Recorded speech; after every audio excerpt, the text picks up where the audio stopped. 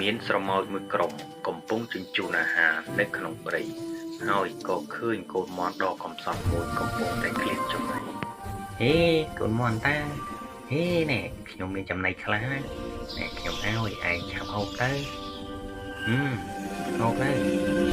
ហ្នឹងហើយយើងហូបឲ្យមានកម្លាំង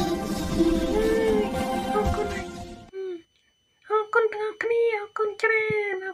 នឆ្ងាញ់តាឆ្ងាញ់មែនអូមិនអីទេមិនអស់ប៉ុន្តែអូ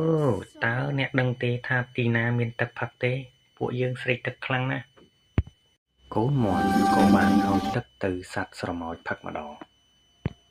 ហើយនិយាយថាខ្ញុំមានទឹកឲ្យវិញហូបទៅ